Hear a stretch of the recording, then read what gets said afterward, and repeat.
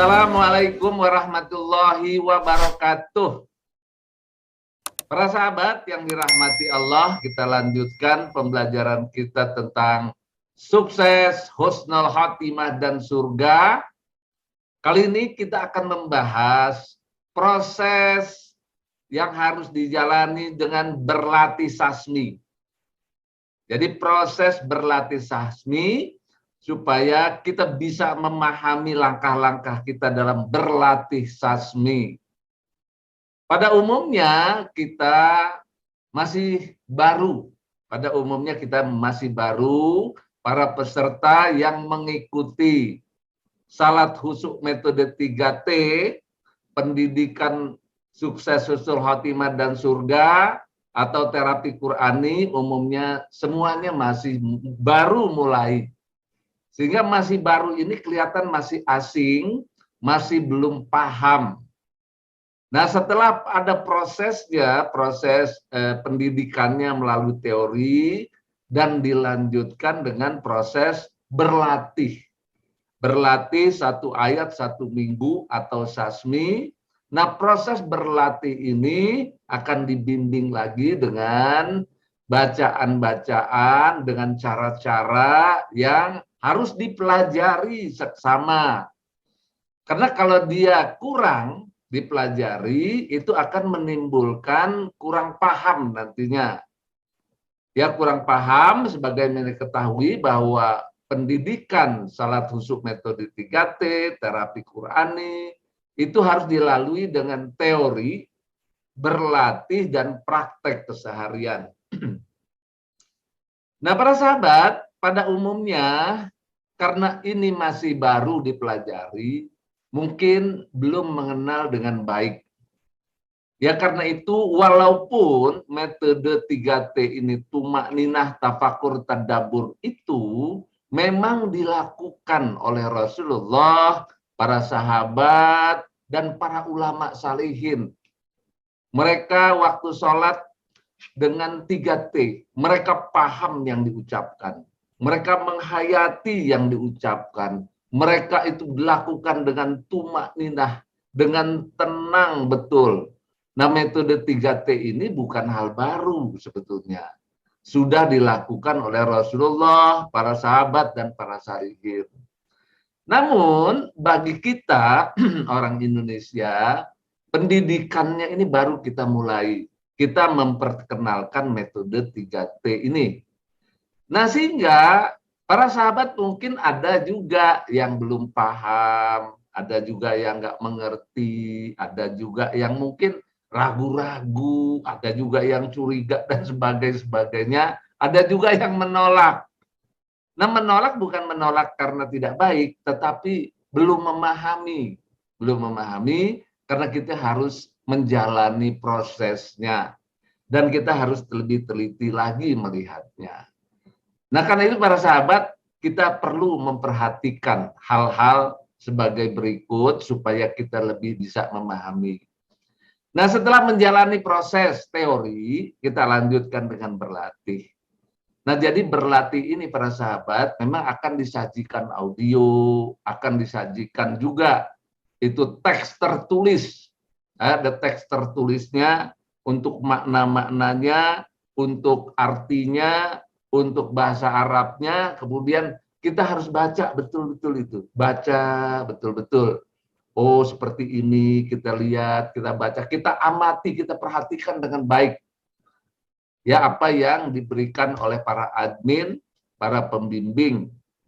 Nah, kemudian setelah diamati dengan baik, dilihat dengan baik, kemudian kita betul-betul memahami cara-caranya. Cara penggunaan audio, cara mendengarkan audio. Nah, kemudian kita lihat lagi nanti bagaimana prakteknya, bagaimana aturan-aturannya, itu harus diperhatikan betul itu. Ya, harus diperhatikan betul aturan-aturan itu. Dan diamati betul tuh apa kata-katanya yang ada di dalam teks itu dan bagaimana cara menggunakannya. Nah, kemudian bila perlu ada audio dicoba dulu. Dicoba dulu audionya, apa sih isinya dan sebagainya.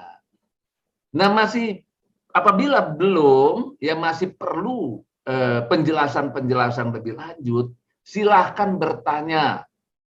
Tanyakan ke pembimbing, tanyakan ke para admin, tanyakan ke kawan-kawan, supaya benar-benar memahami dengan baik. Nah, benar-benar memahami dengan baik. Ya, nah itu perlu sekali para sahabat.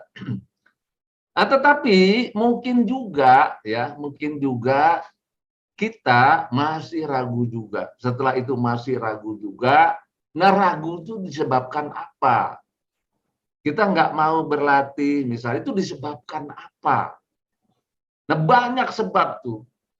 Bisa jadi memang kita tidak tertarik, bisa jadi memang kita malas, bisa jadi ada ustadz. Bertanya ke ustadz, biasanya suka tergantung kepada ustadz. Ustadz, ini ada gini-gini gimana? Kalau kata ustadznya, udah jangan gitu. Ya, nah ini kita rata-rata seperti ini. Jadi karena ini memang belajar agama ini ada unsur kepercayaan kepada yang mengajarkan. Ya walaupun yang mengajarkan itu salah, kadang-kadang kalau percaya ya udah ikutin aja. Tapi walaupun yang mengajarkannya itu benar, tapi dia nggak yakin, dia nggak percaya, ya udah dia nggak percaya gitu. Tapi walaupun ada satu ajaran yang bagus sekali, perlu sekali, nah begitu ditanyakan ke ustadznya, dia bilang jangan, ya akhirnya karena lebih percaya kepada ustadz, nah kadang-kadang ngikutin ustadznya itu. Walaupun belum tentu tahu ustadz itu. Cuman karena banyak hal, ada kepentingan ini, kepentingan itu, atau mereka tidak tahu, kadang suka melarang murid. Nah itu seperti itu. Nah, sehingga untuk ini kita perlu mengadakan koreksi diri. Koreksi diri, ini apa sih? Kenapa saya tidak mau? Kenapa saya? Itu koreksi diri, pembenahan diri. Nah, nanti setelah itu pembenahan diri, koreksi diri, semua kita bisa mengikuti dengan baik, dengan tanpa ganjalan, kita perbaiki diri kita, baru kita mulai berlatih. Ya berlatih, nah sambil benar-benar kita mempelajarinya dengan baik, ya jadi nggak ada ganjalan lagi begitu. Nah untuk itu kita saksikan slide berikut ini. Nah ini para sahabat, kita lihat di sini proses berlatih sasmi atau 1 ayat 1 minggu. Nah kita lihat proses berlatih sasmi atau 1 ayat 1 minggu. Nah perlu diketahui bahwa salah satu metode 3T, tumakninah, tafakur, tadabbur, dilakukan oleh Rasulullah. Para sahabat, ulama-ulama saleh. Ini bukan hal baru sama sekali, bukan. Tetapi banyak yang belum memahami karena belum ada yang mengajarkannya. Jadi persoalannya tuh ini bukan hal baru, udah dilakukan para ulama, tapi belum ada yang mengajarkan. Ya jadi akibatnya kita menjadi ragu. Nah terkadang begitu, kurang memahami, ada juga yang menolak dan sebagainya. Nah untuk itu perlu tahapan pembelajaran yang lebih teliti. Jadi kita lebih teliti lagi, lebih teliti lagi. Seperti apa tahapannya itu? 1. Setelah mendapat bimbingan teori dan tata cara berlatih sasmi, nah biasanya tuh teori dulu ada 6 hari, nah terus kemudian diberitahu tata cara berlatih sasmi ini. Nah setelah ada pemberitahuan itu perlu diberi waktu yang cukup untuk mempelajari ulang. Nah, jadi para sahabat boleh mempelajari ulang. Ya dan bertanya sebanyak mungkin agar lebih memahami seluk-beluknya dan supaya menghilangkan keraguan. Nah ini perlu sekali supaya nggak ada raguan. Nah yang kedua, mempelajari dengan baik teks tertulisnya. Jadi itu ada teks tertulis, dipelajari dengan baik. Ada artinya, ada kata kuncinya, ada makna singkat, serta makna keseluruhan. Masing-masing ayat dalam surat Al-Fatihah maupun terapi Qur'ani. Nah, sehingga kita teks-teks itu sampai paham, sehingga kita paham betul itu. Ya, paham betul. Nah, yang ketiga, mempelajari dengan baik maksud dan tujuan berlatih serta tata caranya. Jadi maksudnya apa nih? tujuannya apa nih, tata caranya bagaimana, itu pahami dengan baik. Ada kata-kata dalam audio, ya, dalam audio itu ada kata-katanya. Ya, ada kata-katanya, dipelajari dulu tuh. Dari awal hingga akhir. Nah, itu boleh dipelajari dulu tuh. Sebelum berlatih. Apa sih ini? Dengerin dulu gitu. Nah, kemudian boleh dicoba. 1-2 kali dicoba, didengarkan maksudnya. Tapi bagi mereka yang udah sangat paham, boleh langsung full berlatih. Ya, full berlatih boleh. Kalau yang belum paham, pahami dulu deh. Nah, bagi yang masih ragu, ya ada yang ragu nih, atau ada penolakan. Nah, tanyakan pada diri. Ya, tanyakan, dipersilahkan mencari sebabnya dalam diri sendiri. Ini kok saya menolak ya? Kok saya nggak mau ya? Nah, cari sebabnya pada diri sendiri. Di antaranya, apakah ada perasaan negatif? Ya, di dalam diri kita ada perasaan negatif. Misalnya curiga, atau wah saya kan ustadz, saya kan lebih pinter, saya kan wah gini-ginian mah kecil, ginian mah, nah itu biasa berasa diri lebih baik, saya kan lebih ngerti, itu tuh, ya ini penyakit juga ini, ya merasa diri lebih baik, atau ada pandangan lain, kita belum coba, kita belum tahu, kita udah pakai pandangan lain, itu mengganggu sekali, jadi malah nggak ngerti-ngerti. Jadi tidak nol, harusnya kosongkan tuh, pikiran tuh kosongkan. Kita anggap aja nih hal baru dan kita ingin belajar gitu. Benar-benar belajar. Jadi pandangan kita lepas dulu. Ya. Atau ada juga yang dilarang oleh ustadz. Udah jangan kata ustadz gitu. Ya. Ini menjadi ragu dan penolakannya ada ustadz, ya ustadz itu melarang. Udah jangan diikuti. Gini-gini, tapi karena kita percaya ke dia, akhirnya kita nggak ikuti. Nah, karena itu kita lihat, kalau kita dilarang ustadz apa-apa, nah coba. Atau kita takut salah. Waduh, kalau saya ikut sini nanti salah. Kalau gini nanti salah. Kalau gini nanti salah. Katanya begini, katanya begitu. Nah, itu tuh biasanya. Atau kita memang malas berlatih. Udahlah, saya nggak mau lah. Memang malas aja itu mah, memang begitu. Nah, kemudian ada juga perasaan negatif lainnya. Nah, setelah itu kita periksa diri kita dan segera memperbaiki.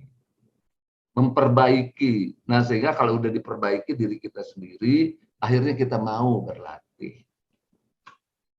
Setelah melalui proses nomor 1 sampai dengan nomor 4 di atas, dipersilahkan mulai berlatih dengan tenang. Jadi udah beres semuanya, kita bisa berlatih dengan tenang. Memilih waktu yang tepat, tidak tergesa-gesa ingin segera husuk. Nah, ini penyakit yang barat ini. Pengen husuk buru-buru. Ya, harusnya jangan begitu, jangan tergesa-gesa. Syukuri aja dulu. Syukuri kita udah dapat jalan. Syukuri ada pendidikan ini, alhamdulillah. Nggak usah buru-buru. Nah, kemudian lakukan saja dengan baik dan benar. Jadi tidak usah terburu-buru, pokoknya kerjakan saja dengan baik dan benar. Dipastikan, ya hasilnya ini dipastikan kehusuan akan diperoleh secara bertahap. Dia sedikit demi sedikit kehusuan itu. Ya, secara bertahap pasti didapatkan. Nah, kemudian di dalam kita berlatih itu perlu berlatih dengan sabar, istiqomah, dan bersemangat. Nah, ini penting ini. Ya, berlatihlah dengan sabar, istiqomah, dan bersemangat hingga akhir hayat. Pada awalnya menggunakan audio, kemudian berlatih mandiri tanpa audio. Nah, penggunaannya audio atau tanpa audio itu disesuaikan dengan kondisi masing-masing. Nah, boleh juga pakai audio lebih panjang, boleh juga bisa tidak. Pokoknya dia tergantung kondisi masing-masing, ya dengan audio dan tanpa audio. Tapi awalnya harus dengan audio. Ya, hawasnya harus dengan audio. Tingkat 1 itu harus dengan audio. Tingkat 2 itu boleh dengan tanpa audio, tapi tingkat 2 juga boleh dengan audio. Nah, ini pengalaman yang kita alami dari banyak orang yang latihan salat khusyuk ini dalam berlatih sasmi. Nah, demikian para sahabat, bagi para sahabat yang baru berlatih sasmi, silahkan perhatikan hal-hal tersebut di atas, karena ini penting sekali. Berhasil dan tidaknya kita berlatih tergantung kita bagaimana kita memahami sasmi ini, atau berlatih satu ayat satu minggu ini, kita sebut dengan riyadoh, berzikir dengan kualitas terbaik. Ini adalah ibadah yang pahalanya besar di hadapan Allah, karena ibadah dengan kualitas terbaik. Mudah-mudahan bermanfaat. Assalamualaikum warahmatullahi wabarakatuh.